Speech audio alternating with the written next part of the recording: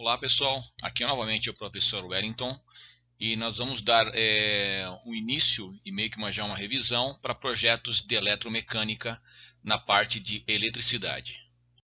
O conteúdo, pessoal, basicamente é um apanhadão de tudo que vocês acabaram vendo, só que dessa vez com um enfoque um pouco mais prático. Eu sei que nós não temos laboratório nesse exato momento para estar fazendo isso daí, mas nós vamos ver detalhes acontecem um pouco mais reais de um projeto completo de uma instalação elétrica. Dentre os conteúdos, vamos rever simbologia, a instalação de interruptores simples, bipolar, unipolar, paralelos e intermediários, instalação de lâmpadas, campainhas, relé fotoelétrico e sensores de presença, formas de instalação de eletrodutos, calhas, entre outros, iluminação da instalação elétrica, luminotécnica, onde faremos os cálculos corretos para você poder comprar exatamente o valor correto, comprar o equipamento correto, cargas instaladas e demandas, dimensionamento de condutores, distribuição de cargas em circuitos elétricos, características da instalação elétrica em planta baixa, vamos fazer os desenhos também, dimensionamento de ramais alimentadores e suas proteções, dimensionamento de componentes para partida de motores elétricos, fusíveis, contatores e relés, correção de fator de potência, elaboração e análise de diagramas unifilares para instalação elétrica, entrada de energia com base nas normas da concessionária, vamos aprender a fazer um memorial descritivo e projetos de instalações elétricas. Projeto. Vamos ter uma introdução, ok? Eu sei que alguns de vocês já devem fazer algumas instalações elétricas, não vou dizer todos, né? Seja na área residencial, área predial ou na área industrial, tá? Mas, dessa vez, vamos ter um enfoque um pouco diferente, pessoal, tá? Onde as partes mais importantes é o planejamento, a elaboração e, por último, a execução. Por experiência de tudo que eu já trabalhei, né, várias normas de empresas, a gente passa mais tempo planejando, elaborando, para que a gente passe menos tempo executando. E a chance de um projeto dar certo, quando você planeja melhor, você elabora melhor, isso daí vai representar em menos tempo de execução e menos chance de dar alguma coisa errada. Agora vamos falar um pouquinho sobre ética profissional. Quais são os deveres que o profissional tem perante o cliente? Apresentar sempre a melhor alternativa de solução, propor inovações, apresentar tecnologias modernas, acompanhar e verificar a funcionalidade das soluções, manter sigilo sempre que necessário, contribuir para o bem-estar ou melhoria da vida humana, alertar sobre os riscos e responsabilidades relativos às prescrições técnicas e às consequências presumíveis de sua inobservância. Responsabilidade técnica profissional. Pessoal, a gente nunca deve estar fazendo alguma alteração, alguma parte, alteração elétrica, né?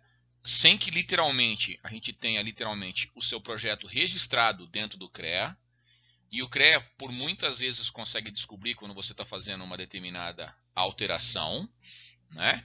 E é muito fácil e é muito barato em comparação a uma instalação elétrica você ter que nós chamamos de ART, que é a anotação de responsabilidade técnica.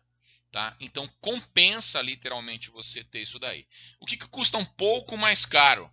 A assinatura do engenheiro responsável por aquela determinada obra, né? Mas a obra, para que você tenha total segurança, não seja ter alguma multa, a obra vai ficar depois embargada, fazer esses dois procedimentos acontece. Tem um engenheiro responsável para estar assinando esse projeto e literalmente o engenheiro acontece fazer a RT perante o CREA.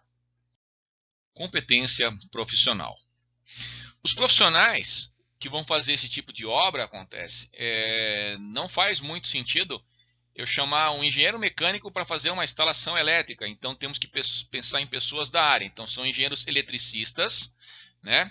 E os técnicos industriais na área de nível técnico, sendo tanto na área de eletricidade quanto na área de eletromecânica. Partes, divisão. Pessoal, o projeto, se você pensar ele como um todo, tem que fazer um projeto inteiro. Às vezes pode se tornar muito complexo esse tipo de coisa. Então, como é que é fácil a gente fracionar as coisas, né? Dividir isso daí em etapas, né? Onde a gente vai ter tipo desenhos, vão ter documentos, né? E regularmente a gente acaba dividindo em projeto elétrico e projeto telefônico. Detalhando um pouquinho mais essas divisões, né? Aqui eu vou colocar apenas a parte das etapas do projeto elétrico. Vocês vão vendo cada item que seria importante até que você colocasse isso dentro de uma tabela e imprimisse e verificasse se todos esses itens estão prontos. Por quê? Porque isso daí vai te ajudar a você ter um panorama completo da instalação que você vai acabar fazendo. Tá? Então, beleza, eu vou verificar lá, não tem cálculo de previsão de cargas. Legal, bacana. A pessoa queria planejar, a pessoa queria que tivesse aterramento, você não planejou o aterramento. Tá? Não colocou caixa de passagem. Beleza, você foi lá, já cimentou tudo, colocou piso. Aí você descobre que, nossa, que você não colocou a caixa de passagem. E aí no meio, sei lá, entrou um caminhão lá e quebrou o piso e destruiu tudo lá. Acontece, vai ter que repassar toda a fiação de volta, né? Então, pessoal, temos que parar e pensar e planejar antes de estar fazendo todas as etapas. Da mesma forma, nós temos que pensar, a gente fala no projeto telefônico, né? Legal, acontece. Você planeja ter telefone em algum determinado local e não vai chegar. Não vai chegar, você não planejou, não se programou para aquela determinada situação.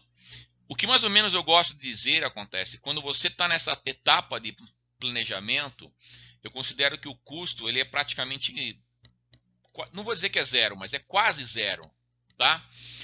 Porque se você não pensou bem e depois você ter que alterar, né, ou você ter que não somente modificar, mas ter que dar uma manutenção em determinado tipo de situação, o custo é tão elevado como se tivesse que fazer quase que um projeto novo do zero. Eu sei que vocês já começaram a ver uma parte de normas técnicas, tá? Mas tem algumas coisas que a gente tem que colocar em ordem. Se você trabalhou com determinada norma técnica, você tem que colocar depois da norma 2 pontos, tem que colocar x, x, x, que eu represento pelo ano daquela norma. Para saber por quê. Imagine o seguinte, você fez uma instalação 10 anos atrás e a regulamentação de uma dessas normas ela foi alterada, modificada. Então, algum órgão regulador vai querer literalmente autuar, né? Mas se literalmente aquela obra foi feita aplicada a norma aquele determinado ano, seguindo a norma daquele determinado ano, então aquele órgão técnico não vai poder imputar uma multa para aquela obra. Por quê? Porque uma vez foi feito de acordo com a norma técnica regulamentada em determinado ano. Tá? Então por isso que é importante, na hora que a gente está fazendo esse tipo de coisa, literalmente colocar depois da norma técnica o ano. Nessa disciplina a gente vai utilizar bastante, pessoal, a NBR 5410. Fora a norma técnica, a gente tem que ver quais são as especificações ou as normas técnicas da concessionária. Você simplesmente coloca lá um postinho, chama lá a Copel e fala, olha, traz o relógio aí e é assim que funciona. Acredito que não, né, pessoal? Tá? Então, a gente tem que ver se isso daí está tudo de acordo. A outra coisa, de acordo com o projeto que você fizer, você tem que ver a regulamentação do Corpo de Bombeiros, para saber se aquilo também vai acabar sendo aprovado ou não. Insisto, na fase de projeto, você faz todo o desenho, entendeu? Acontece. Então, você tem chance de você mostrar isso daí e verificar antes de você fazer determinada situação, tá? Eu coloquei um exemplo aqui com projetos telefônicos, né, de uma norma 224315, fala 01/02, né, que a Telebrás colocava exatamente, fala para tubulações telefônicas em edifício. Você não podia usar qualquer tubulação, não, tá? Então a gente tem que verificar certinho, de acordo com as normas e de acordo com as operadoras, né, para saber se está tudo em ordem. Já fazendo um spoiler para a nossa próxima aula, tá? Isso daqui, pessoal, são todos os itens necessários para você poder elaborar, fazer um projeto completo, né, de uma determinada obra para instalações elétricas, né? Então, tem que ter informações preliminares, da onde que é o local, acontece o tipo do projeto, se é residencial, se ele é predial, né? Com a quantificação do sistema, determinação do padrão de atendimento, desenho das plantas acontece. Isso é muito importante porque quem de vocês aí fala nunca fez uma instalação elétrica e depois descobrir acontece que a pessoa fez uma pequena laje e a fiação já não passa mais, né? Que no fundo tem lá 30 cabos passando do piso de cima para o piso de baixo, e aí depois não sai. Ou você vai, tipo, literalmente, você vai ter que arrancar um fio determinado lá, e na hora que você puxa, o fio corta no meio. Quer dizer, aí você vai ter que fazer um buraco na laje. Imagina o tamanho da encrenca, pessoal, tá? Tem que saber exatamente por onde que as coisas passam, né? Eu sempre trago como exemplo, né? Em casa de ferreiro, o espeto é de pau, né? Acontece na casa do meu pai conseguiu fazer uma área lá na casa do meu pai, uma área bem livre, né? Que não tivesse literalmente nenhuma parede interrompendo, então literalmente acaba emendou a cozinha com a copa e literalmente o espaço que passa para a sala é um espaço bem largo, tem mais ou menos 2,5 metros, né? Então fica quase que um vão livre, né?